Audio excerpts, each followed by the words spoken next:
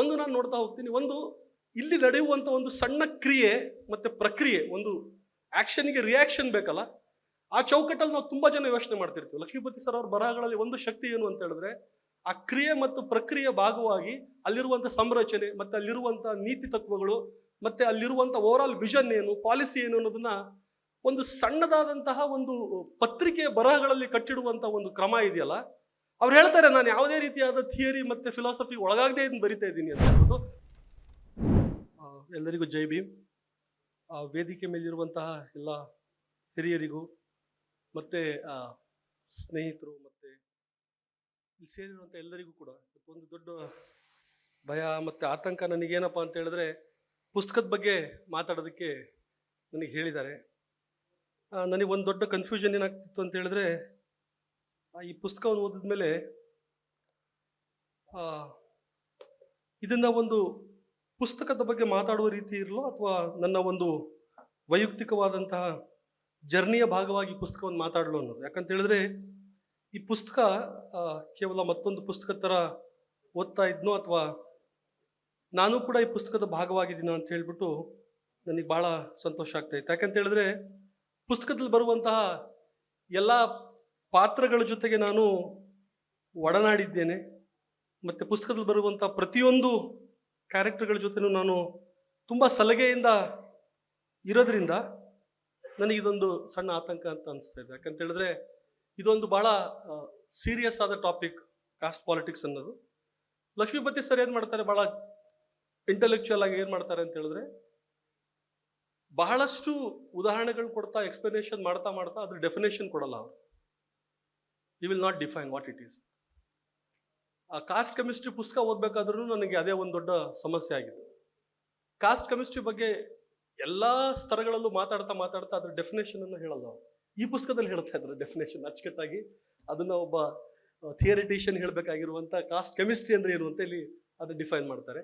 ಆ cost chemistry foundation ಇಟ್ಕೊಬಿಟ್ಟು ನಾನು ಈ ಕಾಸ್ಟ್ ಪೊಲಿಟಿಕ್ಸ್ ಪುಸ್ತಕನ ನಾನು ಓದ್ತಾ ಹೋದೆ. ಯಾಕಂತ ಹೇಳಿದ್ರೆ ಇದ್ರಲ್ಲಿ ಬಂದಿರುವಂತಹ ಆಲ್ಮೋಸ್ಟ್ ಎಲ್ಲ ಬರಹಗಳನ್ನು ಬಿಡಿ ಬಿಡಿಯಾಗಿ ರಾಮಣ್ಣನವರ ಆದಿಮಾಲ್ ಲಿವಿಂಗ್ ಟೈಮ್ಸಲ್ಲಿ ಆಗಿರ್ಬೋದು, ಮತ್ತು ಮಾತುಕತೆಯಲ್ಲಾಗಿರ್ಬೋದು, ಮತ್ತು ಬೇರೆ ಬೇರೆ ಸಂದರ್ಭದಲ್ಲಿ ಓದ್ತಾ ಹೋದಾಗ ನನ್ನ ಲಕ್ಷ್ಮೀಪತಿ ಸರ್ ಬಹಳ ಟೈಮ್ ನನಗೆ ಹೇಳ್ತಾ ಇದ್ರು, ಕೇಳಿಸ್ಕೊಳ್ಳಿ ನಾನು ಏನು ಮಾತಾಡಬೇಕು ಅಂತ ಇದ್ದೀನಿ ಅಂತ ಹೇಳ್ಬಿಟ್ಟು. ಯಾಕಂತ ಹೇಳಿದ್ರೆ ಇದನ್ನವರು ಈ ಕಾಸ್ಟ್ ಪೊಲಿಟಿಕ್ಸು ಕನ್ಸಾಲಿಡೇಟ್ ಮಾಡಬೇಕಾದ್ರೆ ಒಂದಿಷ್ಟು ಐಡಿಯಾ ಇಟ್ಕೊಬಿಟ್ಟು ಇದನ್ನು ಯಾವ ರೀತಿಯಾಗಿ ಸೀಕ್ವೆನ್ಸ್ ಮಾಡಬೇಕು ಅನ್ನೋದನ್ನ ಒಂದು ಯೋಚನೆ ಮಾಡ್ತಾ ಇರುವಂಥ ಟೈಮ್ನಲ್ಲಿ ನನಗೆ ಮಾತಾಡ್ತಾ ಇಂಥ ಸಂದರ್ಭದಲ್ಲಿ ನಾನು ಕೇಳಿಸ್ಕೊಳ್ಳೋದು ಬಹಳ ಕಡಿಮೆನೆ ಅಂತ ಅವರಿಗೆ ಗೊತ್ತಾಗ್ಬಿಟ್ಟಿದೆ. ಕೇಳಿಸ್ಕೊಳ್ಳಲ್ಲ ಇವನು. ಹಾಗಾಗಿ ಈ ಸಲ ನನಗೆ ಸ್ವಲ್ಪ ಈ ಪುಸ್ತಕವನ್ನು ಓದಿ ನಾನು ಏನು ಹೇಳಬೇಕು ಅಂತ ಇದ್ದೀನಿ ಅವ್ನು ಕೇಳಿಸ್ಕೊಳ್ಳಿ ಅಂತ ಹೇಳ್ಬಿಟ್ಟು ಒಂದೇ ಒಂದು ಕಾರಣಕ್ಕೋಸ್ಕರ ಈ ಪುಸ್ತಕವನ್ನು ಕುರಿತು ಮಾತಾಡ್ಲಿಕ್ಕೆ ನನಗೆ ಹೇಳಿದ್ದಾರೆ. ಯಾಕಂತ ಹೇಳಿದ್ರೆ ನಮ್ಮ ಅಷ್ಟೂ ಸಂಭಾಷಣೆಗಳಲ್ಲಿ ಕೇವಲ ನಾನೇ ಡಾಮಿನೇಟ್ ಮಾಡ್ತಾ ಇದ್ದೆ, ಮಾತುಕತೆಯಲ್ಲಿ ಡಾಮಿನೇಟ್ ಮಾಡ್ತಾ ಇರೋದ್ರಿಂದ ಈ ಸಲ ಇದು ನೀನು ಓದಲೇಬೇಕು ಅಂತ ಹೇಳಿ ನನಗೆ ಕೊಟ್ಟು ಓದಿಸಿದ್ದಾರೆ. ನನಗೆ ಒಂದು ಸಂತೋಷ ಏನಾಯಿತು ಅಂತ ಹೇಳಿದ್ರೆ, ಇದನ್ನು ಓದಾದ್ಮೇಲೆ ನನ್ನನ್ನು ನಾನು ನೋಡ್ಕೊಳ್ಳೋದಕ್ಕೆ ಬೇಕಾದಂತಹ ಒಂದು ಫ್ರೇಮ್ವರ್ಕ್ ಸಿಕ್ಕಂಗೆ ನನಗೆ ಕಾಣ್ತಾ ಇದೆ. ರಾಮಣ್ಣನವರು ಕೂಡ ಈ ಒಂದು ಜರ್ನಿಯ ಭಾಗವಾಗಿ, ಯಾಕಂತ ಹೇಳಿದ್ರೆ ನನಗೆ ಲಕ್ಷ್ಮೀಪತಿ ಸರ್ ಅವರ ಪರಿಚಯ ಆಗಿದ್ದು ರಾಮಣ್ಣನವ್ರ ಮೂಲಕ. ನಾನು 1999 ಚಂದ್ರಶೇಖರ್ ಅವರು ಹೇಳಿದಾಗ ನಾನು ಬೆಂಗಳೂರಿಗೆ ಬರ್ತೇನೆ, ಇಲ್ಲಿ GKVKನಲ್ಲಿ ನಾನು ಕೃಷಿ ಕಾಲೇಜಿಗೆ ಸೇರ್ತೇನೆ. ಅಲ್ಲಿ ನಡೆದಂತಹ ಈ ರ್ಯಾಗಿಂಗ್ಗಳಲ್ಲಿ ನಮಗೆ ಗೊತ್ತಾಗ್ತಿರಲಿಲ್ಲ ಕಾನ್ಷಿಯಸ್ ಆಗಿ. ಆ ರ್ಯಾಗಿಂಗ್ನ ಭಾಗವಾಗಿ ಕೇವಲ ಜಾತಿಯ ಎಳೆಗಳಿರ್ತಿತ್ತು. ಯಾವ ರೀತಿಯಾಗಿ ನಮ್ಮ ಕಾಸ್ಟನ್ನು ಅಲ್ಲಿ ನಮ್ಮ ಕಾಸ್ಟ್ನ ಅಟ್ರಾಸಿಟಿ ಭಾಗವಾಗಿ ಬರ್ತಾ ಇತ್ತು ಗೊತ್ತಾಗ್ತಿರ್ಲಿಲ್ಲ. ಅದನ್ನು ತುಂಬ ಫನ್ ಆಗಿ ತಗೊಳ್ತಾ ಇದ್ವಿ. ಅದನ್ನು ಅದೇ ರೀತಿಯಾಗಿ ನಮ್ಮನ್ನು ಇಂಟರ್ನಲೈಸ್ ಕೂಡ ಮಾಡ್ಲಾಗ್ತಾ ಇತ್ತು. ರ್ಯಾಗಿಂಗ್ ಮಾಡೋದು, ರ್ಯಾಗಿಂಗ್ ಮಾಡಿಸ್ಕೊಳ್ಳೋದು ಕೂಡ ಒಂದು ಎಂಜಾಯ್ಮೆಂಟ್ ಅಂತ ಹೇಳಿ. ಯಾಕಂತ ಹೇಳಿದ್ರೆ ಭಾರತ ದೇಶದಲ್ಲೆಲ್ಲ ಎಲ್ಲೇ ಯಾವುದೇ ಕಡೆ ಹೋದ್ರೂ ಈ ಅಗ್ರಿಕಲ್ಚರ್ ಯೂನಿವರ್ಸಿಟಿಗಳು ಅನ್ನೋದು ಒಂದು ಫ್ಯೂಡಲ್ ಸಿಸ್ಟಮ್ನಲ್ಲಿ ಓಡುವಂಥ ಒಂದು ಸಿಸ್ಟಮ್ ಆಗಿರ್ತದೆ. ಅದನ್ನ ಪೂರ ಕಂಟ್ರೋಲ್ ಮಾಡ್ತಾ ಇರುವಂಥವ್ರು ಯಾರು ಇರ್ತಾರೆ ಅಂತ ಹೇಳಿದ್ರೆ, ಯಾರು ಕೃಷಿನೇ ಮಾಡಿರಲ್ಲ ಅಂಥವ್ರು ಕಂಟ್ರೋಲ್ ಮಾಡ್ತಿರ್ತಾರೆ. ನಾನು ಹೇಳೋದು ಬೇಕಾಗಿಲ್ಲ. ನಮ್ಮ ಕೃಷಿ ಕ್ಷೇತ್ರಕ್ಕೆ ಬಂದಾಗ ಯಾಕೆ ಕೃಷಿ ವಿಜ್ಞಾನ ಇಷ್ಟು ದೊಡ್ಡ ಫೇಲ್ಯೂರ್ನ ಆಚರಣೆ ಆಗ್ತಾ ಇದೆ ಅಂತ ಹೇಳಿದ್ರೆ, ಕೃಷಿ ವಿಜ್ಞಾನದ ಬಗ್ಗೆ ಮಾಡಿದಂತಹ ದೊಡ್ಡ ದೊಡ್ಡ ಸಂಶೋಧನೆಗಳಲ್ಲಿ ನಮ್ಮ ರಾಗಿ ಲಕ್ಷ್ಮಣಯ್ಯನವರು ಕಾಣೆಯಾಗಿದ್ದು, ಮತ್ತು ಅವರ ಒಂದು ನಡೆನುಡಿಗಳಲ್ಲಿ ಮತ್ತು ನೆಲಗುರುತುಗಳು ನಾವು ಹುಡುಕಬೇಕಾದಂಥ ಸಂದರ್ಭದಲ್ಲಿ ನಾವು ಯಾರು ಕೃಷಿಯನ್ನು ಅರ್ಥೇ ಇಲ್ಲ, ಅವ್ರ ಮೂಲಕ ನಾವು ಕೃಷಿ ವಿಶ್ವವಿದ್ಯಾಲಯ ಸ್ಥಾಪನೆ ಮಾಡಿದ್ದು, ಮತ್ತು ಅಲ್ಲಿ ಆ ಫ್ಯೂಡಲ್ ಲ್ಯಾಂಡ್ ಲಾರ್ಡ್ ವ್ಯವಸ್ಥೆಗಳನ್ನ ನಾವು ತೆಗೆದುಕೊಂಡು ಹೋಗಿದ್ದು ಭಾಗವಾಗಿ ನಮಗೆ ಆ ಯೂನಿವರ್ಸಿಟಿಗಳಲ್ಲಿ ಏನು ಅಂತ ದೊಡ್ಡ ಅಟ್ಯಾಚ್ಮೆಂಟ್ ಇರ್ತಿರ್ಲಿಲ್ಲ. ನಾವು ಈ ಗಾಂಧಿನಗರಕ್ಕೆ ಬಂದ್ಬಿಟ್ಟು ಇಲ್ಲೆಲ್ಲೋ ಆಕಾಶ ಆಡಿಯೋ ಅಂತ ಈಶ್ವರಿ ಕಂಬೈನ್ಸಲ್ಲಿ ನಾವು ಬರೆದಂಥ ಸಣ್ಣ ಸಣ್ಣ ಪದ್ಯಗಳನ್ನ ಹಿಡ್ಕೊಬಿಟ್ಟು ಎಲ್ಲೋ ನಾವು ಒಂದು ಕಡೆ ಲಿರಿಕ್ಸ್ ಬರೆಯೋಕ್ಕೇನೋ ಸಾಧ್ಯವಾಗತ್ತೇನೋ, ನಮ್ದೆಲ್ಲೋ ಒಂದು ನಮ್ಮ ಒಂದು ಐಡೆಂಟಿಟಿಗಳನ್ನ ಹುಡುಕುವಂಥ ಒಂದು ಪ್ರಯತ್ನ ಮಾಡ್ತಾ ಇದ್ವಿ. ಯಾಕಂತ ಹೇಳಿದ್ರೆ Chandru is very lucky that he got professor Lakshmipathi CGL. I did not get a CGL in my life till I entered into Azim Premji university. ನಾನು ಹೋಗುವಾಗ ನನಗೆ ಸಿಕ್ಕಿರಲಿಲ್ಲ. ಅಜೀಂ ಪ್ರೇಮ್ಜಿ ಯೂನಿವರ್ಸಿಟಿಗೆ ನಾನು ಸೇರಾದ್ಮೇಲೆ ನನಗೆ ಎಲ್ಲೋ ಒಂದು ಕಡೆ ಅನಿಸ್ತಿತ್ತು, ಈ ಎಜುಕೇಷನ್ ಬಗ್ಗೆ ಕೆಲಸ ಮಾಡ್ತಿದ್ದೀವಿ ಅಂತಿದ್ದೀವಿ, ಆದರೆ ಇದು ಯಾಕೋ ಕೇವಲ ಇದು ಸ್ಥಾವರಗಳನ್ನ ಕಟ್ಟುವ ಒಂದು ಪ್ರಕ್ರಿಯೆ ಆಗ್ತಿದೆ ಹೊರತು ಒಳಗಡೆಯಿಂದ ನನಗೇನು ಅನಿಸ್ತಿಲ್ಲಲ್ಲ ಅಂತ ಹೇಳ್ಬಿಟ್ಟು ನಾನು ಜನಾರ್ದನ್ ಕೆಸರಗದ್ದೆ ಮತ್ತು ನಮ್ಮ ತುಂಬ ಜನ ಸ್ನೇಹಿತರು ನಾನು ಮಾತಾಡ್ತಿರ್ಬೇಕಾದ್ರೆ ಒಂದಿನ ಆದಿಮಾಕ್ಕೆ ಹೋಗ್ಬಾ, ನಿನಗೇನು ಅನಿಸ್ಬೋದೇನೋ ಅಂತ ಹೇಳಿದ್ರು. ಇದು ಹೆಂಗಾಗಿತ್ತು ಅಂತ ಹೇಳಿದ್ರೆ, ಯಾರೊಬ್ಬ ಬೇಸತ್ತು ಸಿಸ್ಟಮಿಂದ ಬೇಸತ್ತೋಗಿರ್ತಾನಲ್ಲ, ಒಂದು ತೀರ್ಥಯಾತ್ರೆಗೆ ಹೋಗ್ಬಾ ಅಂತಾರಲ್ಲ, ಆ ಥರ ಆದಿಮಾಕ್ಕೆ ಹೋಗ್ಬಾ ರಾಮಣ್ಣನವ್ರು ಭೇಟಿಯಾಗಿದ್ರು.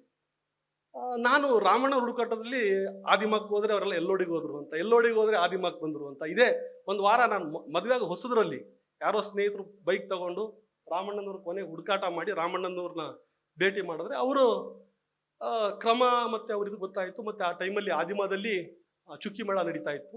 ಆ ಚುಕ್ಕಿ ಮೇಳದಲ್ಲಿ ಭಾಗವಹಿಸಿದ್ವಿ. ಅದಾದಮೇಲೆ ನನಗೆ ಯಾಕೋ ಅದನ್ನು ತುಂಬ ಮ್ಯಾಜಿಕಲ್ ಸ್ಪೇಸ್ ಅಂತ ಅನಿಸ್ತು. ಅಜೀಂ ಪ್ರೇಮ್ಜಿ ಯೂನಿವರ್ಸಿಟಿಗೆ ಹೋಗೋದು ಕಡಿಮೆ ಮಾಡ್ತಾ ಇದ್ದೆ. ರಾಮಣ್ಣನವ್ರ ಜೊತೆಗೆ ತುಂಬ ಓಡಾಡ್ಕೊಂಡಿದ್ದೆ. ರಾಮಣ್ಣನವರು ಒಬ್ಬೊಬ್ಬರನ್ನೇ ಪರಿಚಯ ಮಾಡಿಸ್ತಾ ಹೋದರು. ಅದ್ರಲ್ಲಿ ಪರಿಚಯ ಆದರಲ್ಲಿ ಲಕ್ಷ್ಮೀಪತಿ ಸರ್, ವಸು ಮೇಡಮ್ ಕೂಡ ಒಬ್ಬರು. ನಮ್ಮ ಮತ್ತೆ ಲಕ್ಷ್ಮೀಪತಿ ಸರ್ ಅವರ ಮೊದಲನೇ ಕನ್ವರ್ಸೇಷನ್ಸ್ ಏನಿತ್ತಲ್ಲ, ಅದು ತುಂಬ ಅಪೋಸಿಂಗ್ ಇದರಲ್ಲಿತ್ತು. ಒಂದು ಇಬ್ಬರು ನಾವು ಕೌಂಟರ್ ಮಾಡ್ತೀವೇನೋ ಅಂತ. ಯಾಕಂತ ಹೇಳಿದ್ರೆ ಅದು ಕೇವಲ ಮೀಸಲಾತಿ ಮತ್ತು ಈ ಚರ್ಚೆಗಳ ಒಂದು ಸಣ್ಣ ಒಂದು ಚೌಕಟ್ಟಿನಲ್ಲಿ ನಾನು ನೋಡ್ತಾ ಇದ್ದೆ. ಲಕ್ಷ್ಮೀಪತಿ ಸರ್ ಅವರು ನನಗೆ ಭೇಟಿಯಾದಾಗೆಲ್ಲ ಒಂದೇ ಅನ್ನಿಸ್ತಾ ಇತ್ತು ಅಂತ ಹೇಳಿದ್ರೆ, ಒಂದು ಹೊಸತನವನ್ನು ನೋಡ್ತಾ ಇದ್ರು. ಮತ್ತು ಇದ್ರ ಬಗ್ಗೆ ನಿಮಗೆ ಏನು ಅನ್ಸುತ್ತೆ ಅಂತ ಹೇಳ್ತು. ನನಗೇನು ಅನಿಸ್ತಿರ್ಲಿಲ್ಲ, ಯಾಕಂತೇಳಿ ನಾನು ಅಷ್ಟೆಲ್ಲ ಓದ್ಕೊಂಡಿರಲಿಲ್ಲ, ನಾನೇನು ಅಷ್ಟು ಓದ್ಕೊಂಡಿರಲಿಲ್ಲ. ಆಮೇಲೆ ಈ ಅಜೀಂ ಪ್ರೇಮ್ಜಿ ಯೂನಿವರ್ಸಿಟಿ ಆಗಲಿ, ನ್ಯಾಷನಲ್ ಲಾ ಯೂನಿವರ್ಸಿಟಿಗಳಾಗಲಿ, ಇದೇನಾಗುತ್ತೆ ಅಂತ ಹೇಳಿದ್ರೆ ಒಂದು ಬುಕ್ಕಿನ ಚೌಕಟ್ಟಲ್ಲಿ ಓದಿಸುತ್ತೆ ಹೊರತು ಇದರಲ್ಲಿ ಬಹಳ ಮುಖ್ಯವಾಗಿ ಕಾಸ್ಟ್ ಪೊಲಿಟಿಕ್ಸಲ್ಲಿ ಲಕ್ಷ್ಮೀಪತಿ ಸರ್ ಅವರು ಹೇಳೋ ಥರ ಇದು ಒಂದು ಜಾತಿ ವ್ಯವಸ್ಥೆಯ ವಿವಿಧ ಆಯಾಮಗಳನ್ನಾಗಿ ನಾನು ನೋಡ್ತಾ ಇದ್ದೀನಿ ಅಂತ ಹೇಳ್ತಾರೆ. ಅದನ್ನು ಹೇಳ್ತಾನೆ ಈ ಒಂದಿಷ್ಟು ವೆಸ್ಟರ್ನ್ ಥಿಂಕರ್ಸ್ಗಳನ್ನು ಒಂದು ಅಡಿಟಿಪ್ಪಣಿಯಾಗಿ ಮತ್ತು ಅವರಿಗೆ ಒಂದು ಆಲ್ಮೋಸ್ಟ್ ಇದನ್ನ ಓದ್ತಾ ಹೋದರೆ ಕಾಸ್ಟ್ ಪೊಲಿಟಿಕ್ಸ್ನ ತುಂಬ ಥಿಯರಿಟಿಷನ್ಸ್ಗಳನ್ನ ತರ್ತಾ ಹೋಗ್ತಾರೆ. ಒಂದು ನನಗೆ ಭಾಳ ಮುಖ್ಯ ಅನಿಸಿದ್ದು ಅಡಾರ್ನೋ ಅವರ ಸಾಂಸ್ಕೃತಿಕ ಉದ್ದಿಮೆ, ಕಲ್ಚರಲ್ ಇಂಡಸ್ಟ್ರಿನ ಯಾವ ರೀತಿಯಾಗಿ ಇವತ್ತು ಒಂದು ಫ್ಯಾಸಿಸಮ್ ಯಾವ ರೀತಿಯಾಗಿ ಕಂಟ್ರೋಲ್ ಮಾಡ್ತಾ ಇದೆ ಅನ್ನೋದನ್ನು ಲಕ್ಷ್ಮೀಪತಿ ಸರ್ ಅವರು ಎಳೆಯಾಗಿ ಎತ್ಕೊಳ್ತಾರೆ. ಒಂದು ನಾನು ನೋಡ್ತಾ ಹೋಗ್ತೀನಿ, ಒಂದು ಇಲ್ಲಿ ನಡೆಯುವಂಥ ಒಂದು ಸಣ್ಣ ಕ್ರಿಯೆ ಮತ್ತು ಪ್ರಕ್ರಿಯೆ, ಒಂದು ಆ್ಯಕ್ಷನ್ಗೆ ರಿಯಾಕ್ಷನ್ ಬೇಕಲ್ಲ, ಆ ಚೌಕಟ್ಟಲ್ಲಿ ನಾವು ತುಂಬ ಜನ ಯೋಚನೆ ಮಾಡ್ತಿರ್ತೀವಿ. ಲಕ್ಷ್ಮೀಪತಿ ಸರ್ ಅವ್ರ ಬರಹಗಳಲ್ಲಿ ಒಂದು ಶಕ್ತಿ ಏನು ಅಂತ ಹೇಳಿದ್ರೆ, ಆ ಕ್ರಿಯೆ ಮತ್ತು ಪ್ರಕ್ರಿಯೆ ಭಾಗವಾಗಿ ಅಲ್ಲಿರುವಂಥ ಸಂರಚನೆ ಮತ್ತು ಅಲ್ಲಿರುವಂಥ ನೀತಿ ತತ್ವಗಳು ಮತ್ತು ಅಲ್ಲಿರುವಂಥ ಓವರಾಲ್ ವಿಷನ್ ಏನು, ಪಾಲಿಸಿ ಏನು ಅನ್ನೋದನ್ನ ಒಂದು ಸಣ್ಣದಾದಂತಹ ಒಂದು ಪತ್ರಿಕೆಯ ಬರಹಗಳಲ್ಲಿ ಕಟ್ಟಿಡುವಂಥ ಒಂದು ಕ್ರಮ ಇದೆಯಲ್ಲ. ಅವ್ರು ಹೇಳ್ತಾರೆ, ನಾನು ಯಾವುದೇ ರೀತಿಯಾದ ಥಿಯರಿ ಮತ್ತು ಫಿಲಾಸಫಿ ಒಳಗಾಗದೆ ಇದನ್ನು ಬರಿತಾ ಇದ್ದೀನಿ ಅಂತ ಹೇಳ್ಬಿಟ್ಟು. ಹಾಗೆ ಹೇಳ್ತಾನೆ ಅಂಬೇಡ್ಕರ್ ಅವರ ವಾಸ್ತವಿಕವಾದ ಅಥವಾ ಪ್ರಾಗ್ಮ್ಯಾಟಿಸಮನ್ನು ಬಹಳ ಸಲಿಗೆಯಿಂದ ಅಪ್ಕೊಂಡು ಅವರ ಶೈಲಿಯಲ್ಲಿ ಬರೀತಾರೆ. ನನಗಿದು ಓದ್ತಾ ಇರಬೇಕಾದ್ರೆ ಕಾಸ್ಟ್ ಪೊಲಿಟಿಕ್ಸ್ನ ಬಾಬಾ ಸಾಹೇಬ್ ಅಂಬೇಡ್ಕರ್ ಅವರ 17th ವಾಲ್ಯೂಮ್ನಲ್ಲಿ ಏನು ಅವರು ಬರಹಗಳನ್ನ ತುಂಡಾಗಿ ಬರೆದಿದ್ದಾರೆ, ಬೇರೆ ಬೇರೆ ಬೇರೆ ಬರಹಗಳನ್ನ ಬರೀತಾ ತಮ್ಮ ಎಕ್ಸ್ಪೀರಿಯನ್ಸ್ನ ಮಾತಾಡ್ತಾ ಹೋಗಿದ್ದಾರೆ. ನನಗೆ ಅದನ್ನೇ ಓದ್ತಾ ಇದ್ದೀನಿ ಅಂತ ಹೇಳ್ಬಿಟ್ಟು ನನಗೆ ಅನಿಸ್ತಾ ಇತ್ತು. ಅದು ಓದಿದಾಗ ನನಗೆ ಅನಿಸ್ತಾ ಇತ್ತು ಪದೇ ಇಲ್ಲಿ ನಾನು ಪ್ರೀತಿಸಿದಂತಹ ಡಾಕ್ಟರ್ ರಾಜ್ಕುಮಾರ್ ಆಗಿರ್ಬೋದು, ನಾನು ಪ್ರೀತಿಸ್ತಿರುವಂಥ ಕನ್ನಡ ಭಾಷೆ ಆಗಿರ್ಬೋದು, ಇಲ್ಲಿ ನನ್ನ ಸ್ನೇಹಿತರಿರ್ಬೋದು, ನಮ್ಮ ದಲಿತ ಚಳವಳಿಗಳಿಂದ ಬಂದಂತಹ ಸ್ನೇಹಿತರು ನನ್ನ ಬ್ರದರ್ ಅಂತ ಕರೆಯೋದಾಗಿರ್ಬೋದು. ಈಗಲಾದರೂ ಒಡ್ಗೆರೆ ನಾಗರಾಜ್ ಸರ್ ನನಗೆ ಸಿಕ್ಕಾಗ ಬ್ರದರ್ ಹೇಗಿದ್ದೀರಾ ಅಂತ ಕರೀತಾರೆ. ಈ ಒಂದು ಆತ್ಮೀಯತೆ ಇದೆಯಲ್ಲ, ಇದ್ರ ಬಗ್ಗೆ ಸಣ್ಣ ಇದ್ರ ಬಗ್ಗೆ ಅವರು ಲಕ್ಷ್ಮೀಪತಿ ಸರ್ ಅದರದೇ ಒಂದು ಚಾಪ್ಟರ್ ಬರೆದಿದ್ದಾರೆ. ಯಾವ ರೀತಿಯಾಗಿ ನಮ್ಮ ದಲಿತ ಚಳುವಳಿ ಒಂದು ವಿಶ್ವವಿದ್ಯಾಲಯದ ಜೊತೆಗೆ ಒಂದು ಹೊಸ ಲ್ಯಾಂಗ್ವೇಜ್ ಮತ್ತು ಗ್ರಾಮರ್ನ ಕಟ್ಕೊಡ್ತದೆ ಅಂತ. ಇದನ್ನ ಯಾಕೆ ಹೇಳ್ತಾ ಇದ್ದೀನಿ ಅಂತ ಹೇಳಿದ್ರೆ, ನಾವೆಲ್ಲ ಸಿಕ್ಕಾಗ ಒಂದು ಆತ್ಮೀಯತೆಯಿಂದ ಮಾತಾಡ್ತೀವಲ್ಲ, ಇದ್ರ ಬಗ್ಗೆ ನಾವು ಅಷ್ಟೆಲ್ಲ ನಾವೇನು ಯೋಚನೆ ಮಾಡಿರಲ್ಲ. ಬ್ರದರ್ ಅನ್ನೋದ್ರ ಸಿಂಬಾಲಿಸಮ್ ಏನು, ಫ್ರೆಟರ್ನಿಟಿಗೆ ಹೆಂಗೆ ಕನೆಕ್ಟ್ ಆಗ್ತದೆ, ಇದೆಲ್ಲ ತುಂಬ ದೊಡ್ಡದಾಗಿ ನಾವು ಯೋಚನೆ ಮಾಡಿದಿರಲ್ಲ. ಅಲ್ಲಿ ಆ ಟೈಮಲ್ಲಿ ಏನೋ ನಾವು ಬಿಟ್ಟು ಹೋಗಿರೋದು. ಆದರೆ ಲಕ್ಷ್ಮೀಪತಿಯವರು ಸರ್ ಇದ್ರಲ್ಲಿ ಏನು ಮಾಡಿದ್ದಾರೆ ಅಂದರೆ, ಅದರ ಸಂಪೂರ್ಣ ಇತಿಹಾಸವಂತಂದು ಅದನ್ನ ಕೃಷ್ಣಪ್ಪರ ಜೊತೆಗೆ ಮಾತಾಡಿಸ್ಬಿಟ್ಟು, ಆಮೇಲೆ ಸಾಹೇಬರು ಅಂತ ಹೇಳಿದ್ರೆ ಸಿದ್ಲಿಂಗಯ್ಯ ಸರ್ ಜೊತೆ ಮಾತಾಡಿಸಿ, ಎಲ್ಲರ ಹತ್ರನೂ ಮಾತಾಡಿಸಿ, ಕೊನೆಗೆ ನಮಗೆ ಅದನ್ನ ನಮ್ಮ ಜನ್ರೇಷನ್, ನಾನು ಜನರೇಷನ್ ಎಕ್ಸ್ ಅಂತೇಳಿ ಏನಕ್ಕೆ ಕ್ಲಾಸಿಫೈ ಮಾಡ್ತಾರೆ, ಈಗ ನನ್ನ ಮಗಳು ಆಲ್ಫಾ ಜನರೇಷನ್ ಜಿ ಇದೆಯಲ್ಲ, ಆ ಜಿ ಜನರೇಷನ್ವರೆಗೂ ಕೊಡುವಂಥ ಒಂದು ತಾಕತ್ತಿದೆಯಲ್ಲ ಬ್ರದರ್.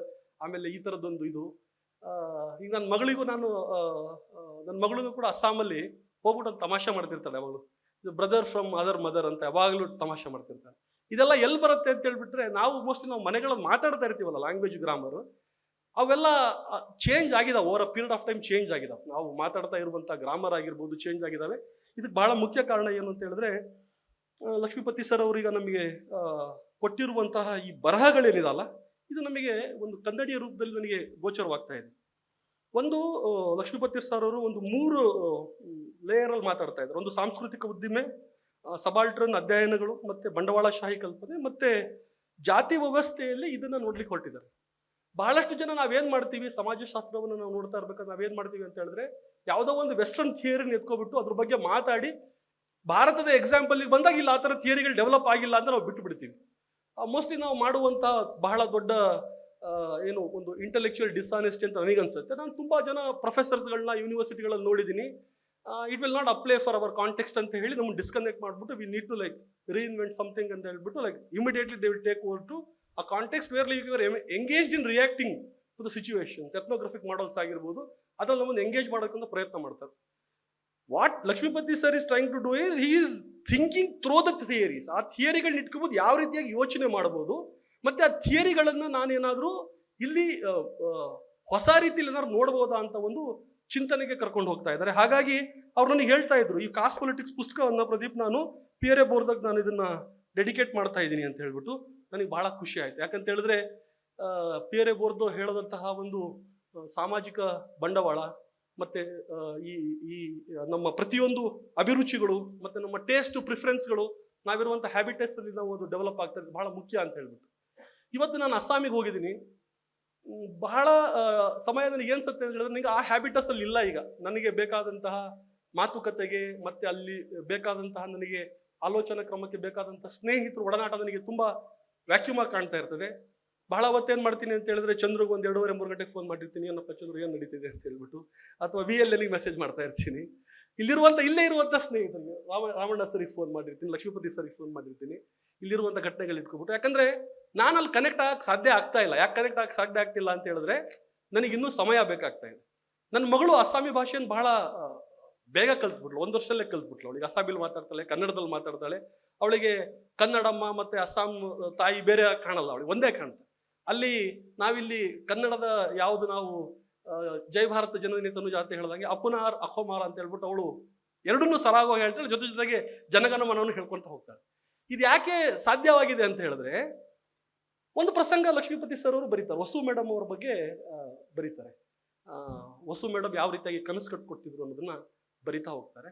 ಅವನಿಯನ್ನ ಮಗಳನ್ನ ಸಾಕುವ ರೀತಿಯನ್ನು ಕೂಡ ಬರಿತಾ ಹೋಗ್ತಾರೆ. ಅದು ನನಗೆ ಬಹಳ ಇದು, ನಾನು ಇವತ್ತು ಬೆಳಗ್ಗೆ ಕೂಡ ನನ್ನ ಮಗಳಿಗೆ ಅದು ಓದಿ ಹೇಳ್ತಾ ಇದ್ದೆ. ಅವತ್ತು ಕ್ರಿಕೆಟ್ ಇದು ಬಾಸ್ಕೆಟ್ ಬಾಲು ಮತ್ತೆ ಬೇರೆ ಬೇರೆ ಪ್ರಾಕ್ಟೀಸ್ ಇಂದ ಲೇಟ್ ಆಗಿ ಬರ್ಬೇಕಾದ್ರೆ ಇನ್ನೂ ಬಂದಿಲ್ಲಲ್ಲ ಅಂತ ಲಕ್ಷ್ಮೀಪತಿ ಸರ್ಗೆ ಮತ್ತೆ ಸ್ನೇಹಿತರಿಗೆ ಕೆಂಪರಾಜು ಅವರಿಗೆ ಕಳವಳ ಆಗ್ತಾ ಇರ್ಬೇಕಾದ್ರೆ, ಬರ್ತಾಳೆ ಬಿಡು ಅಂತ ಹೇಳಿದ್ರೆ, ಈ ವ್ಯವಸ್ಥೆಯ ಬಗ್ಗೆ ಮತ್ತೆ ಆ ಹೆಣ್ಣು ಮಗಳು ಇಂಡಿಪೆಂಡೆಂಟ್ ಆಗಿ ಬೆಳೆಯುವಂತ ಒಂದು ಚಿಂತನಾ ಕ್ರಮದ ಬಗ್ಗೆ ಯೋಚನೆ ಮಾಡ್ತಿರುವಂತ ಒಂದು ಇದೆಯಲ್ಲ, ಇದು ನನಗೆ ತುಂಬಾ ಕಾನ್ಫಿಡೆಂಟ್ ಆಗಿ ನನಗೆ ಈ ಸಮಾಜವನ್ನ ಫೇಸ್ ಮಾಡ್ಲಿಕ್ಕೆ ನನಗೆ ತುಂಬಾ ಕಾನ್ಫಿಡೆಂಟ್ ಆಗಿ ನನಗೆ ಈ ಚೌಕಟ್ಟುಗಳು ಕಾಣ್ತಾ ಇದೆ. ತುಂಬಾ ಜನರಿಗೆ ಅನಿಸ್ತಿರ್ಬೋದು ಇದು ಎಲ್ಲೆಲ್ಲೋ ಯಾಕೆ ಮಾತಾಡ್ತಾ ಇದ್ದೀನಿ ಅಂತ ಹೇಳಿದ್ರೆ, ಈ ಕಾಸ್ಟ್ ಪಾಲಿಟಿಕ್ಸ್ ಪುಸ್ತಕದ ಒಂದು ಸಂರಚನೆಯನ್ನು ಕೂಡ ನಿಮಗೆ ಓದ್ದವರಿಗೆ ಅದೇ ರೀತಿ ಅನ್ಸುತ್ತೆ. ಇದು it is not based on like ಒಂದು ಥಿಯರಿ. ಕಾಸ್ಟ್ ಪಾಲಿಟಿಕ್ಸ್ ಅಂದ್ರೆ ಡೆಫಿನೇಷನ್ ಹೀಗಿದೆ, ಇದ್ರ ಅಪ್ಲಿಕೇಶನ್ ನಾನು ಈಗ ನೋಡ್ತಾ ಇದ್ದೀನಿ ಅಂತ ಹೇಳ್ಬಿಟ್ಟು ಇವರು ಮಾಡಿಲ್ಲ. ಇದನ್ನು ಜೋಡಿಸುತ್ತಿರುವ ಕ್ರಮ ಯಾವ ರೀತಿ ಆಗಿದೆ ಅಂತ ಹೇಳಿದ್ರೆ, ಒಂದು ಪಜಲ್ ತರ ಇಟ್ಟಿದ್ದಾರೆ. ಆ ಪಜಲ್ ಎಷ್ಟು ಚೆನ್ನಾಗಿದೆ ಅಂತ ಹೇಳಿದ್ರೆ, ಒಂದು ಪಜಲ್ ಸಾಲ್ವ್ ಮಾಡಾದ್ಮೇಲೆ ನಮಗೆ ಇನ್ನೊಂದು ಪಜಲ್ ಓದಲೇಬೇಕು ಅನ್ನೋದೊಂದಿದೆ. ನಾನು ರಾಜ್ಕುಮಾರ್ ಅವರ ರಾಘವೇಂದ್ರ ಮಹಿತ್ಮೆ ಸಿನಿಮಾ ನೋಡಿದಾಗ, ಆ ಸಿನಿಮಾನ ಯಾವ ರೀತಿಯಾಗಿ ನೋಡ್ಬೇಕು ಆ ರೀತಿಯಾಗಿ ನೋಡಿ ನಾವು ಅದನ್ನ ಬಿಟ್ಟಾಕಿರ್ತೀವಿ. ಆದರೆ ಅದರ ಒಳಗಡೆ ಇರುವಂತಹ ರಾಜ್ಕುಮಾರ್ ಅವರ ನೋವು, ಮತ್ತೆ ರಾಜ್ಕುಮಾರ್ ಅವರಿಗೆ ಆದಂತಹ ಕಹಿ ಅನುಭವಗಳು, ಮತ್ತೆ ರಾಜಣ್ಣನವರು ಅಭಿಮಾನಿ ದೇವರುಗಳೇ ಅನ್ನೋದನ್ನ ಸಂವಿಧಾನದ ಇನ್ನೊಂದು ಹೊಸ್ತಿಲಲ್ಲಿ ತೆಗೆದುಕೊಂಡೋಗಿ ಅಷ್ಟೆಲ್ಲ ದೇವರ ಪಾತ್ರಗಳನ್ನು ಮಾಡದಂತ ರಾಜಣ್ಣನವರು ಅಭಿಮಾನಿಗಳನ್ನ ದೇವರನ್ನ ಯಾಕೆ ಮಾಡ್ತಾರೆ ಅಂತ ಹೇಳಿದ್ರೆ, ಸಂವಿಧಾನದ ಮುನ್ನುಡಿನಲ್ಲಿ ನಾವು ಭಾರತದ ಪ್ರಜೆಗಳು ಇದೆಯಲ್ಲ, ಅವ್ರನ್ನ ದೇವ್ರು ಮಾಡುವಂತ ಪ್ರಕ್ರಿಯೆ ಇದೆಯಲ್ಲ, ಇಲ್ಲಿ ನನಗೆ ಬಾಬಾ ಸಾಹೇಬ್ರ ಜೊತೆಗೆ ನಮ್ಮ ರಾಜಣ್ಣನವ್ರ ಹತ್ತಿರ ಆಗ್ತಾರೆ. ಇಲ್ಲಿ ಬ್ರಾಹ್ಮಣ್ಯದ ಇದರಲ್ಲಿ ಮುಳುಗೋಗಿರುವಂತ ಬಹಳಷ್ಟು ಪತ್ರಕರ್ತರು ರಾಜಣ್ಣನವ್ರನ್ನ ಯಾವ ರೀತಿಯಾಗಿ ನೋಯಿಸಿದ್ರು, ಚುಚ್ಚಿದ್ರು ಅನ್ನೋದನ್ನ ಬಹಳ ಸ್ವಾರಸ್ಯಕರವಾಗಿ ಬರಿತಾ ಹೋಗ್ತಾರೆ. ಎಲ್ಲರೂ ಓದ್ಲೇಬೇಕಾದಂಥದ್ದು ಅಂತ ಅನ್ಸುತ್ತೆ. ಇಲ್ಲಿ ರಾಜರನ್ನು ಕಿತ್ತು ತಿಂದ ಜಾತಿ ಅಂತ. ಈಗ ನಾನು ಒಂದು ಸೀಕ್ವೆನ್ಸ್ ಅಲ್ಲಿ ಹೋಗ್ತೀನಿ, ನನಗೊಂದು 10 ನಿಮಿಷ ಮುಗಿಸ್ಬಿಡ್ತೀನಿ ಅನ್ಸುತ್ತೆ ಈ ಸೀಕ್ವೆನ್ಸ್. ಯಾಕಂತ ಹೇಳಿದ್ರೆ, ನಾನು I don't want to like speak more about it, ಯಾಕಂದ್ರೆ ನಾನು ಮಾತಾಡಿದಷ್ಟು ನೀವು ಮಾತಾಡಬೇಕು ಅಂತ ಅನ್ಸುತ್ತೆ, ಮತ್ತೆ ಲಕ್ಷ್ಮೀಪತಿ ಸರ್ ನಿಲ್ಲಿಸ್ಬೇಕಾಗತ್ತೆ. ಅದಕ್ಕೆ ಒಂದು ತೇಜಸ್ವಿಯವರ ಪರಿಸರದ ಕಥೆಗಳಲ್ಲಿ ಜಾತಿ ವಸಾಹತುಶಾಹಿ ಅಂತ ಇದೆ. ಈ ಪುಸ್ತಕ ಹೇಗೆ ಶುರು ಆಗುತ್ತೆ ಅಂತ ಹೇಳಿದ್ರೆ ವಿತೌಟ್ ಇಂಟ್ರೊಡಕ್ಷನ್ ಶುರು ಆಗ್ತಿದೆ. ಇಲ್ಲಿ ಇದನ್ನ ಮತ್ತೆ ಕನ್ನಡ ಸಾಹಿತ್ಯದಲ್ಲಿ ಜಾತಿ ವಸಾಹತುಶಾಹಿ ಅರ್ಥೈಸುವ ಕ್ರಮ ಇದೆಯಲ್ಲ, ಇದೆರಡರಲ್ಲೂ ಕೂಡ ಅವ್ರು ನೋಡ್ತಾ ಇರೋದು ತೇಜಸ್ವಿ ಬರುವಂತಹ ಒಂದು ಮೇಲ್ಜಾತಿಯ ಒಂದು ಒಡನಾಟದಲ್ಲಿ ಅವರ ಜೊತೆ ಕೆಲಸ ಮಾಡ್ತಿದ್ದಂತಹ ವೆಂಕಟನ್ನ ಮಾತಾಡಿಸುವ ರೀತಿ ಆಗಿರ್ಬೋದು, ಅವ್ರ ಜೊತೆ ಅವ್ರು ನಡೆದುಕೊಳ್ಳುವಂಥ ಪದ್ಧತಿ ಆಗಿರ್ಬೋದು, ಇದನ್ನ ಲಕ್ಷ್ಮೀಪತಿ ಸರಿಗೆ ಇದೆಲ್ಲೋ ಒಂದು ಸಮಸ್ಯೆಯಾಗಿ ಕಾಣುತ್ತದೆ. ಅದು ಯಾವುದು ತೇಜಸ್ವಿ ಅವರಿಗೆ ತುಂಬಾ ನ್ಯಾಚುರಲೈಸ್ ಆಗಿದೆಯೋ ಲಕ್ಷ್ಮೀಪತಿ ಸರಿಗೆ ಅದು ಯಾಕೋ ಗುಡ್ ಸೆನ್ಸ್ ಅಂತ ಕಾಣಲ್ಲ. ಇಲ್ಲಿ ಲಕ್ಷ್ಮೀಪತಿ ಸರ್ ನಮಗೆ ಮಾತಾಡ್ತಾ ಇರೋದು ಕಾಮನ್ ಸೆನ್ಸ್ ಬಗ್ಗೆ ಅಲ್ಲ, ಗುಡ್ ಸೆನ್ಸ್. ನಾವು ಈಗ ಕಾಮನ್ ಟಚ್ ಬಗ್ಗೆ ಮಾತಾಡ್ತೀವಿ, ಗುಡ್ ಟಚ್ ಬಗ್ಗೆ ತುಂಬಾ ಚೆನ್ನಾಗಿ ಹೇಳಿದ್ದಾರೆ. ಅಂದ್ರೆ ನಾವು ಒಬ್ರನ್ನೊಬ್ರು ಸಿಕ್ಕಾಗ ಯಾವ ರೀತಿಯಾಗಿ ನಾವು ಗುರುತಿಸ್ಕೊಳ್ತೀವಿ ಅನ್ನೋದನ್ನ ನನಗೆ ಗೊತ್ತಾಗತ್ತೆ. ನಾನು ಅವತ್ತು GKV ಅನುಭವಿಸಿದಂಥ ರ್ಯಾಗಿಂಗ್ ನಲ್ಲಿ ಕಾಮನ್ ಸೆನ್ಸ್ ಇತ್ತು. ಏನು ಅಂತ ಹೇಳಿದ್ರೆ ಎಲ್ಲರೂ ರ್ಯಾಗಿಂಗ್ ಒಳಗಾಗ್ತಾರೆ, ನೀನು ಒಳಗಾಗ್ತಿದ್ಯಾ, ಎಂಜಾಯ್ ಮಾಡುವಂತ. ಗುಡ್ ಸೆನ್ಸ್ ಏನಿರ್ಲಿಲ್ಲ ಅಂತ ಹೇಳಿದ್ರೆ ಅವನು ನನ್ನ ಜಾತಿಯ ಇದಾಗಿ, ಆಮೇಲೆ ನೀವು ಲಂಬಾಣಿಗಳಂದ್ರೆ ಹೆಂಡ ಇಳಿಸ್ತಿರಲ್ಲ ನಿಮ್ಮೂರಲ್ಲಿ, ತುಂಬಾ ಚೆನ್ನಾಗಿರುತ್ತಲ್ಲ ಟೇಸ್ಟಿ ಅಂತ, ನಮಗೆ ಒಂಥರ ಖುಷಿ ಅನಿಸ್ತಿತ್ತು, ನಿಮ್ಮೂರಲ್ಲಿ ಬಾಳ್ ಚೆನ್ನಾಗಿರುತ್ತಲ್ಲ ಇದೆಲ್ಲ ಅಂತ ಹೇಳ್ತಾ ಇದ್ದವ್ರು ಯಾರು ಅಂತ ಹೇಳಿದ್ರೆ ಆ ಫ್ಯೂಡಲ್ ಸಿಸ್ಟಮ್ ಇಂದ ಬಂದಿರುವ ಅವನು ನಮ್ಮ ಒಬ್ಬ ಸ್ನೇಹಿತನೇ ಇರ್ತಿದ್ದ ಅಲ್ಲಿ. ಅವನೇ ನನ್ಕಿನ್ನ ಸೀನಿಯರ್ ಆಗಿರ್ತಿರ್ಲಿಲ್ಲ, ನಮ್ಮ ಸ್ನೇಹಿತರ ಜೊತೆಗಿನ ರ್ಯಾಗಿಂಗ್ ಮಾಡಿಸ್ತಾ ಇದ್ರು. ಈಗ ನನಗೆ ಅನ್ಸುತ್ತೆ ಅದು common sense. But good sense ಏನಿತ್ತು ಅಂತ ಹೇಳಿದ್ರೆ ನನ್ನ ಸ್ನೇಹಿತನಿಗೂ ಆ ರೆಸ್ಪೆಕ್ಟ್ ಮಾಡುವಂತ ಒಂದು ಜವಾಬ್ದಾರಿ ಇತ್ತಲ್ಲ ಅನ್ನೋದನ್ನ ಇಲ್ಲಿ ಲಕ್ಷ್ಮೀಪತಿ ಸರ್ ಅವರು ಬಹಳ ಚೆನ್ನಾಗಿ ತೇಜಸ್ವಿ ಪರಿಸರ ಕಥೆಗಳಲ್ಲಿ ಜಾತಿ ವಸಾಹತುಶಾಹಿ ಇದೆಯಲ್ಲ, ಪರಿಸರದ ಬಗ್ಗೆ ಅಷ್ಟೆಲ್ಲ ಕಾಳಜಿಯಿಂದ ಅಷ್ಟೆಲ್ಲ ಸೂಕ್ಷ್ಮತೆಯಿಂದ ಮಾತಾಡುವಂತ ತೇಜಸ್ವಿ ಅವರಿಗೆ ಆ ಒಂದು ಗುಡ್ ಸೆನ್ಸ್ ಯಾಕೆ ಬರಲ್ಲ ಅಂತ ಹೇಳ್ಬಿಟ್ಟು ಮಾತಾಡ್ತಾನೆ ಒಂದು ಟರ್ನ್ ಎಲ್ಲಿ ತಗೊಳ್ತಾರೆ ಅಂತ ಹೇಳಿದ್ರೆ ಲಂಕೇಶ್ ಸರ್ ಅವ್ರ ಹತ್ರ ಕರ್ಕೊಂಡು ಹೋಗ್ತಾರೆ. ನನಗೆ ಭಯ ಆಗೋಯ್ತು ಸ್ವಲ್ಪ ಹೊತ್ತು, ನಾನು ಇದನ್ನ ಮುಟ್ಬಾರ್ದು, ಇದನ್ನ ಸ್ವಲ್ಪ ಸೈಡಿಗೆ ಇಟ್ಟಿರ್ತೀನಿ ಅಂತ ಹೇಳ್ಬಿಟ್ಟು. ಯಾಕಂತ ಹೇಳಿದ್ರೆ ನಾವೆಲ್ಲ ಚಿಕ್ಕವರಿದ್ದಾಗ ಗುರುವಾರ ತೀರ್ಥರಾಮೇಶ್ವರ ಬಸ್ಸಿಗೆ ನಮ್ಮ ಹಳ್ಳಿಗೆ ಲಂಕೇಶ್ಪತ್ರಿಗೆಗೋಸ್ಕರ ಊರಲ್ಲೆಲ್ಲ ಓದ್ಕೊಂಡು ಪಾಪ ಎಲ್ಲಿ ಕೆಲಸ ಸಿಗದೆ ಇರುವಂತ ಎಲ್ಲ ಯುವಕರು ಕಾಯ್ತಿದ್ರು ಲಂಕೇಶ್ಪತ್ರಿಗೆ, ಆ ನೀಲು ಬರಹದ ಗೆರೆಗಳಿಗೆ ಕಾಯ್ತಾ ಇರ್ತಿದ್ರು. ನಾವು ಅವಾಗ 1ನೇ ಕ್ಲಾಸ್ 2ನೇ ಕ್ಲಾಸ್ ನಾವು ಓದ್ಬಿಡೋದಕ್ಕೆ ಏನು ಅಂತ ಹೇಳಿದ್ರು, ಗೆರೆ ಹೇಳ್ತಾರ ಪಾಪ. ಅವರು ಏನು ಓದ್ತಿದ್ರು, ರಾಜಕೀಯವಾಗಿ ಏನು ಓದ್ತಿದ್ರು ಹಳ್ಳಿಗಳಲ್ಲಿ ಗೊತ್ತಿಲ್ಲ, ಅದನ್ನ ಕಾಯ್ತಾ ಇದ್ರು. ನಾನು ಕಾಲೇಜಿಗೆ ಬರೋವರೆಗೂ ಕೂಡ ಲಂಕೇಶ್ ಪತ್ರಿಕೆ ಯಾವ ರೀತಿಯಾಗಿ ಅಂತ ಹೇಳಿದ್ರೆ ಒಂದು ರಾಜಕೀಯವಾಗಿ ಒಂದು ತುಂಬಾ ದೊಡ್ಡದಾದಂತಹ ಒಂದು ವಾಯ್ಸನ್ನು ಹಂಚಿಕೊಂಡಂತ ಪತ್ರಿಕೆ ಅಂತ ಹೇಳಿದ್ರು. ಆದ್ರೆ ಈ ಲಕ್ಷ್ಮೀಪತಿ ಸರ್ ಅವರು ಈ ಸಂವಿಧಾನ ಮತ್ತು ಪಿ ಲಂಕೇಶ್ ಇದರಲ್ಲಿ ಮಾತಾಡಬೇಕಾದ್ರೆ ಇದರಲ್ಲಿ ಅವರು ಡಿಸ್ಕ್ರೈಬ್ ಮಾಡಬೇಕಾದ್ರೆ ಅವರ ಕಚೇರಿಲಿದ್ದವ್ರು ಯಾರಿಗೋ ಒಬ್ಬರಿಗೆ ಸುಮಗ ಅಂತೇಳಿ ಮಾತಾಡಿದ್ದನ್ನ ಅದನ್ನ ಅದೇ ವ್ಯಕ್ತಿ ತಿರುಗಿ ಲಿಂಗಾಯತ ಸುಮಗನೆ ಅಂತ ನೀನು ಹೇಗೆ ನಿಂಗೆ ಅನ್ಸುತ್ತೆ ಅನ್ನೋದನ್ನ ಪ್ರಶ್ನೆ ಮಾಡ್ತಾರೆ. ಅದನ್ನ ಬರೆದಿದ್ದಾರೆ. ನನಗನ್ಸುತ್ತೆ ಈ ಕಾಸ್ಟ್ ಪೊಲಿಟಿಕ್ಸು ಒಂದು ಹಂತದಲ್ಲಿ ನಾವು ಬಹಳ ಸೂಕ್ಷ್ಮತೆಗಳನ್ನು ಗ್ರಹಿಸಿ ನಾವು ಈ ಪುಸ್ತಕವನ್ನ ಓದಿ ನಾವಿದನ್ನ ಡಿಬೇಟ್ ಮಾಡಬೇಕು. ಇದು ತುಂಬಾ ರಿಯಾಕ್ಷನರಿ ಲೆವೆಲ್ ಅಲ್ಲಿ ಪುಸ್ತಕವನ್ನು ನಾವು ಇಟ್ಕೊಳ್ತೀವಿ ಅಂತ ಹೇಳಿದ್ರೆ it might be a double edge sword. If you are subjecting this book for more intellectual analysis, more theoretical analysis, then it makes lot of sense. ಯಾಕಂತ ಹೇಳಿದ್ರೆ ಇಲ್ಲೊಬ್ಬ ಸಾಮಾನ್ಯ ಮನುಷ್ಯನು ಕೂಡ ಇದನ್ನ ತುಂಬಾ ಸುಲಭವಾಗಿ ಓದ್ಕೊಂಡು ಹೋಗುವಂತ ಪುಸ್ತಕವಾಗಿದೆ. ರಿಯಾಕ್ಷನರಿ ಆಗಿರ್ತೀವಿ ಅಂತ ಹೇಳಿದ್ರೆ ಅವರು ನಮಗೆ ಕಾಷನ್ ಮಾಡ್ತಾ ಇರೋಂಥ ಕಾಸ್ಟ್ ಪೊಲಿಟಿಕ್ಸು ಎಲ್ಲರಿಗೂ ಕೂಡ ಕಾಸ್ಟ್ ಪ್ಯಾಟ್ರಿಯಾಟಿಸಮ್ ಅಂತ ಹೇಳಿದ್ರೆ ಜಾತಿ ಅಂಧಭಕ್ತಿಯ ಕಡೆಗೆ ಕರೆದುಕೊಂಡು ಹೋಗೋದ್ರಲ್ಲಿ ಅನುಮಾನನೇ ಇಲ್ಲ ಅಂತ ಹೇಳ್ಬಿಟ್ಟು. ಅದಕ್ಕೆ ಅವ್ರು ಹೇಳ್ತಾ ಇರೋದು, ಆಂಟೋನಿ ಗ್ರಾಮ್ಶಿ ಅವರು ಹೇಳಿದಾಗೆ ಒಂದು ಗುಡ್ ಸೆನ್ಸ್ ಬರಬೇಕಾಗಿತ್ತು, ಆ ಗುಡ್ ಸೆನ್ಸ್ ಇಲ್ಲ, ಕಾಮನ್ ಸೆನ್ಸ್ಗಳನ್ನ ರಿಪ್ರೊಡ್ಯೂಸ್ ಮಾಡಿ ಹೋಗ್ತಿದ್ದೀರಿ ಅಂತ. ವೀಕೆಂಡ್ ವಿತ್ ರಮೇಶ್ ಅಂತೇಳಿ ಒಂದು ನಾವೆಲ್ಲ ನೋಡ್ತಾ ಇದ್ವಿ, ವೀಕೆಂಡ್ ವಿತ್ ರಮೇಶ್ ಎಲ್ಲ ನೋಡ್ತಾ ಇದೀವ, ಎಂತ ಒಳ್ಳೆ ಒಂದು ಸೀರಿಯಲ್ ಇದು, ಎಷ್ಟು ಜನರನ್ನು ರೆಪ್ರೆಸೆಂಟ್ ಮಾಡ್ತಾ ಇದೀವಿ ಅಂತ. ವಿತ್ ಎಂಫಿರಿಕಲ್ ಡೇಟಾ ಅನಾಲಿಸಿಸ್ ಮಾಡ್ತಾ ಹೋಗ್ತಾರೆ. ಎಷ್ಟು ಜನ ಅದರಲ್ಲಿ ಬ್ರಾಹ್ಮಣರು ಪಾರ್ಟಿಸಿಪೇಟ್ ಮಾಡಿದ್ರು, ಎಷ್ಟು ಜನ ಅದರಲ್ಲಿ ಶೂದ್ರರು ಬಂದ್ರು, ಯಾರ್ಯಾರು ಬಂದ್ರು, ಒಕ್ಕಲಿಗರು ಎಷ್ಟು ಬಂದ್ರು ಎಲ್ಲ ಒಂದು ಹೇಳಿ ಕೊನೆಗೆ ಟೇಬಲ್ ಇಟ್ಬಿಟ್ಟು ಹೇಳ್ತಾರೆ, ಯಾಕೆ ರಮೇಶ್ ಅವ್ರ ಜೊತೆಗೆ ಅಂದ್ರೆ ಅವ್ರು ಕೇಳಿಲ್ಲ, ನಾನು ಕೇಳ್ಕೊಂಡೆ ಪ್ರಶ್ನೆ. ನಾನು ರಾಮಣ್ಣ ಒಂದ್ಸಲಿ ಇದರಲ್ಲಿ ನಾವೆಲ್ಲ BTM ಲೇಔಟ್ ಅಲ್ಲಿ ಇರ್ಬೇಕಾದ್ರೆ ರಾಮಣ್ಣನವರು ರಮೇಶ್ ಅವ್ರ ಮನೆಗೆ ಹೋಗಿ ಒಂದಿಷ್ಟು ಪುಸ್ತಕಗಳನ್ನ ತಗೊಬಂದ್ರು, ಯಾವ್ದು ಫಿಲ್ಮ್ ಬಗ್ಗೆ ಪುಸ್ತಕಗಳು ತಗೊಬಂದ್ರು. ನನಗೆ ಅನ್ಸಿದ್ದು ಇಷ್ಟೇ, ವೀಕೆಂಡ್ ವಿತ್ ರಮೇಶ್ ಅಲ್ಲಿ ಇದು ರಾಮಣ್ಣನವ್ರು ಯಾಕೆ ಬರಲಿಲ್ಲ. ಆಮೇಲೆ ಸಿದ್ಲಿಂಗಯ್ಯ ಸರ್ ಕೂಡ ಬಹಳ ಆತ್ಮೀಯವಾಗಿದ್ದರು ರಮೇಶ್ ಅವರು, ಅವ್ರ ಬಗ್ಗೆ ಯಾಕೆ ಬರಲಿಲ್ಲ ಅಂತ ಅದನ್ನ ಕನ್ಕ್ಲೂಡ್ ಮಾಡ್ತಾ ಇದ್ದಾರೆ. ವೀಕೆಂಡ್ ವಿತ್ ರಮೇಶ್ ಅಲ್ಲಿ ಯಾಕೆ ಇನ್ನೂವರೆಗೂ ಕೂಡ ಒಬ್ಬ ದಲಿತ ಬರಲಿಲ್ಲ ಅಂತ. 2013ರಿಂದ 14ರಿಂದ ಶುರುವಾದಂತ ಈ ಒಂದು ಕಾರ್ಯಕ್ರಮ 2023ವರೆಗೂ ಯಾಕೆ ಒಬ್ಬ ದಲಿತನನ್ನು ಒಳಗೊಳ್ಳಿಲ್ಲ. ಎಲ್ಲರೂ ಬಂದು ಹೋಗ್ತಾರೆ. ಒಂದು 40 ಜನ, ಒಂದು 31 ಜನ ಬ್ರಾಹ್ಮಣರು ಬಂದು ಹೋಗ್ತಾರೆ, ಮತ್ತೆ ಎಲ್ಲರೂ ಬಂದು ಹೋಗ್ತಾರೆ, ನಾಯ್ಡುಗಳು ಬರ್ತಾರೆ, ಒಕ್ಕಲಿಗರು ಬರ್ತಾರೆ, ಲಿಂಗಾಯತರು ಬರ್ತಾರೆ, ಎಲ್ಲರೂ ಬಲಜಿಗರು ಎಲ್ಲರೂ ಬಂದು ಹೋಗ್ತಾರೆ. ಯಾಕೆ ಒಬ್ರು ಬರಲಿಲ್ಲ ಅಂತ ಈ ಈ ಪ್ರಶ್ನೆಗಳನ್ನು ಕೇಳ್ತಾ ಕೇಳ್ತಾ ಮುಂದೆ ನಮಗೆ ಚಂದ್ರಯಾನದ ಕಡೆ ಕರ್ಕೊಂಡು ಹೋಗ್ತಾ ಹೋಗ್ತಾ ಚಂದ್ರಯಾನ ಬಹುತ ಮತ್ತು ಸಂಭ್ರಮ, ಇಸ್ರೋದ ಸಕ್ಸಸ್ಸಿಗೆ ಮುಖ್ಯ ಕಾರಣ ಅಲ್ಲಿರುವಂತಹ ರೆಪ್ರೆಸೆಂಟೇಷನ್, ರಿಸರ್ವೇಷನ್. ಹಾಗಾಗಿ ಚಂದ್ರಯಾನ ಆಗಲಿ ಮಂಗಳಯಾನ ಆಗಲಿ ಯಾಕೆ ಸಕ್ಸಸ್ ಆಗತ್ತೆ ಅಂತ ಹೇಳಿ, ನಮ್ಮ ಸಮುದಾಯದಿಂದನೇ ಬರುವಂತಹ ಬೆಸ್ತರಳ್ಳಿ ಕಟ್ಟೆಮನೆಯ ಕುರುವ ಬೊಮ್ಮಣ್ಣ ಆ ಭಾರತೀಯ ವಿಜ್ಞಾನಿಗಳ ತಂಡದಲ್ಲಿ ಯಾವ ರೀತಿಯಾಗಿ ಜವಾಬ್ದಾರಿಯನ್ನ ನೆನೆಸ್ತಾ, ಮತ್ತೆ ಬಸಣ್ಣ ತಮಡೇಹಳ್ಳಿ, ಮತ್ತೆ ವೆಂಕಣ್ಣ ಕಲ್ಲುಕುಟಿಗಾರ್, ಈ ಹೆಸರುಗಳ ಜೊತೆಗೇನೆ ಜಾತಿಗಳನ್ನ ಹೇಳ್ತಾ ಇವರು ಯಾವ ರೀತಿಯಾಗಿ ಆ ಇಸ್ರೋ ಟೀಮ್ ಅಲ್ಲಿ ಇಟ್ಕೊಬಿಟ್ಟು ಒಂದು ಸಕ್ಸಸ್ಫುಲ್ ಲಾಂಚ್ಗಳನ್ನ ಮಾಡ್ತಾರೆ. ಮತ್ತೆ ಇಸ್ರೋ ಯಾಕೆ ಪ್ರಾಫಿಟ್ ಮೇಕಿಂಗ್ ಕಂಪನಿ ಆಗಿದೆ ಅಂತ ಹೇಳ್ಬಿಟ್ಟು ನಮಗೆ ಅದು ಪ್ರೆಸೆಂಟ್ ಮಾಡೋ ವಿಧಾನ ಇದೆಯಲ್ಲ, ನಮಗೆ ಮೋಸ್ಟ್ಲಿ ಇದು ಯಾವ ರಿಸರ್ಚ್ ಅಲ್ಲೂ ಮತ್ತೆ ಟೆಕ್ಸ್ಟ್ಗಳಲ್ಲೂ ಸಿಗಲ್ಲ. ಇದು ಮಾತುಕತೆ 2023 ಬರೆದಿರುವಂಥದ್ದು. ಶುಚಿ, ರುಚಿ ಮತ್ತು ಅಶುಚಿ ಪರಿಶಿಲ್ಪಗಳ ಕಲ್ಪನೆ ಅಂತ ಹೇಳ್ಬಿಟ್ಟು ಒಬ್ರು ಲೇಖಕಿ ಹೇಳ್ತಾ ಇದ್ರು, ಹೆಸರನ್ನು ಇವರು ಹೇಳಿಲ್ಲ. ಅಸ್ಪೃಶ್ಯರನ್ನು ಒಪ್ಪಿಕೊಳ್ಳುವುದಕ್ಕೆ ನಮ್ಮ ತಕರಾರು ಏನೂ ಇಲ್ಲ, ಆದರೆ ಅವರು ಶುಚಿಯಾಗಿರಬೇಕಷ್ಟೇ ಎಂಬ ಸಾಮಾನ್ಯ ಹೇಳಿಕೆ ಹೊತ್ತಿಗೆ ಇದನ್ನ ಶುರು ಮಾಡ್ತಾರೆ ಲಕ್ಷ್ಮೀಪತಿ ಸರ್. ಕೊನೆಗೆ ಅವರು ಮಂಟೇಸ್ವಾಮಿಯವ್ರನ್ನಾಗಿರ್ಬೋದು, ಅಂಬೇಡ್ಕರ್ ಬಾಹ್ಯದ ಮತ್ತೆ ಹೊರಗಿನ ಶುಚಿತ್ವವನ್ನ ಅನಾಲಿಸಿಸ್ ಮಾಡಿ ಆ ಬೋರ್ದಿವನ್ನ ಕ್ಯಾಪಿಟಲ್ನ ಯಾವ ರೀತಿಯಾಗಿ ಪ್ರೆಸೆಂಟ್ ಮಾಡಬೇಕು ಅನ್ನೋದನ್ನ ತೋರಿಸ್ಕೊಡ್ತಾರೆ.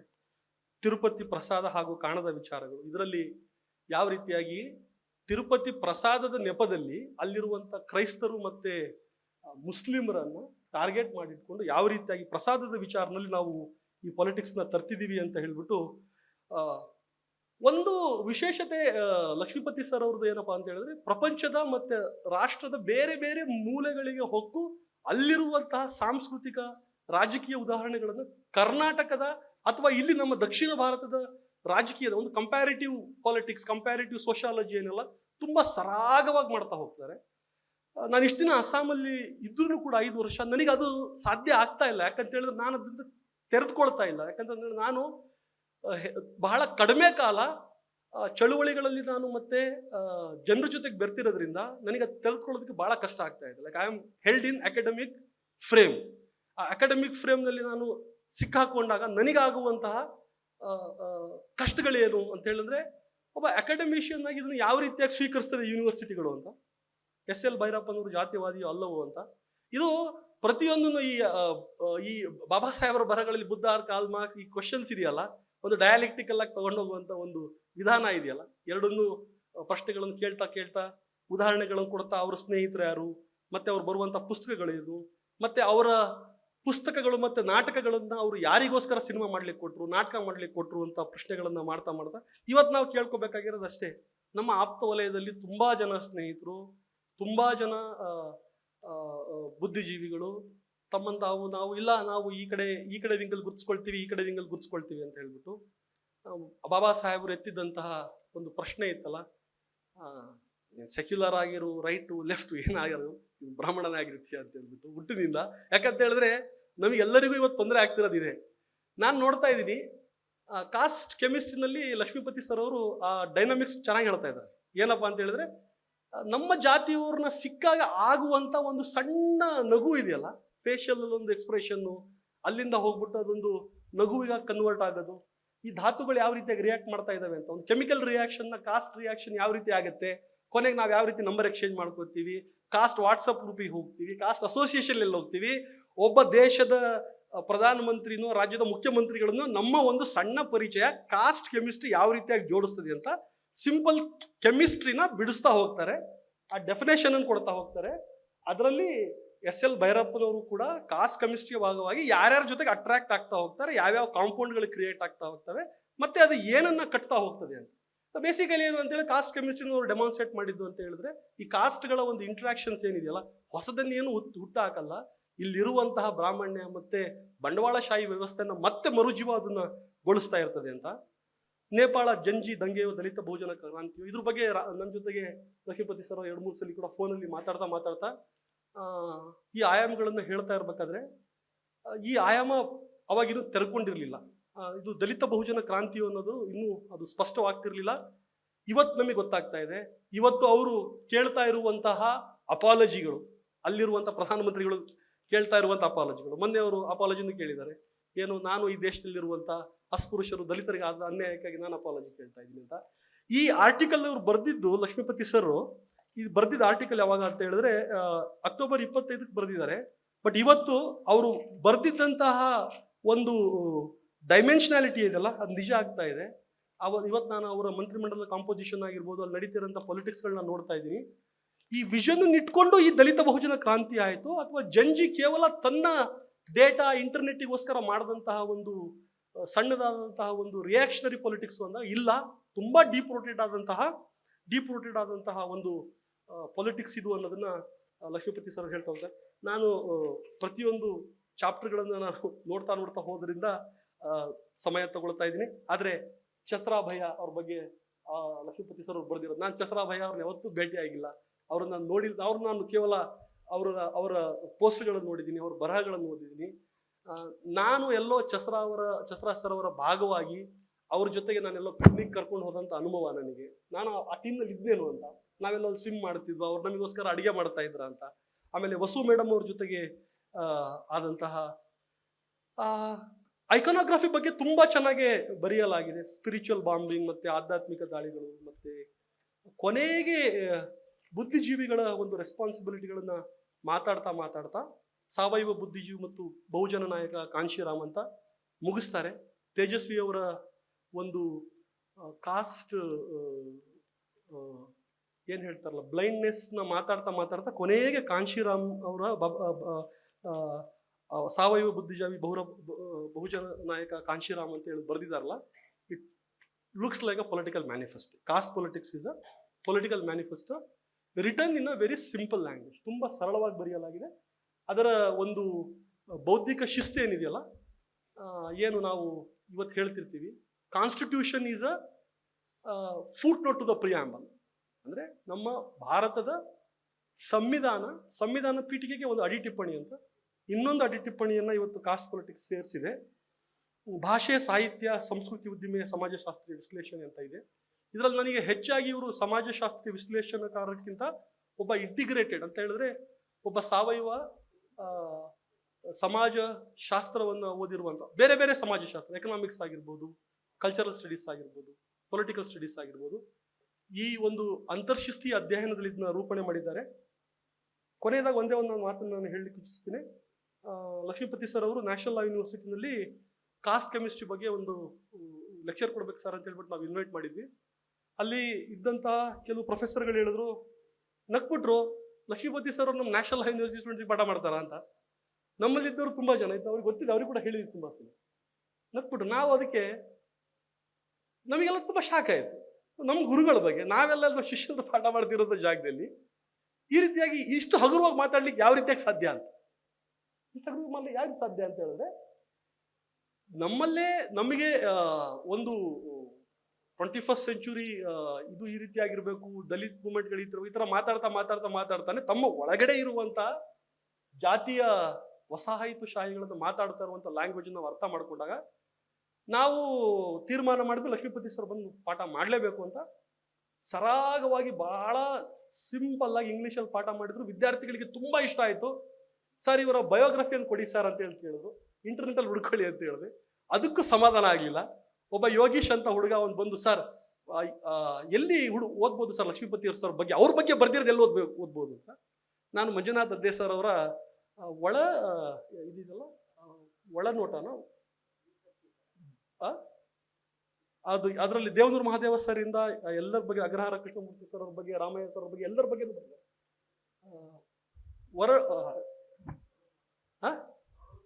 ಹೊರಳು ನೋಟ ಆ ಪುಸ್ತಕ ಅವನಿಗೆ ಕೊಟ್ಟೆ, ಇದ್ರಲ್ಲಿ ಇರುತ್ತೆ, ಹುಡುಕೋ ಹೋಗು ಅಂತ. ಆತ ಬಂದು ಹೇಳೋದು, ಸರ್ ಇದ್ರಲ್ಲಿ ಇಲ್ಲ ಸರ್ ಅಂತ. ಅದೇ ತರ ಇರ್ತಾರೆ, ಹೋಗು ಅಂತ ಹೇಳಿದೆ. ಈಗ ಅನ್ಸೋದಿರಂತ ಅದೇ ರೀತಿ ಆಗಿದ್ದಾರೆ, ಬೇರೆ ರೀತಿ ಆಗಿಲ್ಲ. ಅದೇ ರೀತಿಯಾಗಿ ನಮಗೆ ಅವರು ಗೋಚರಗೊಳ್ತಾರೆ, ಅದೇ ರೀತಿಯಾಗಿ ಮಾತುಗಳಿದೆ, ಅದೇ ರೀತಿಯಾಗಿ ಪುಸ್ತಕನೂ ಇದೆ.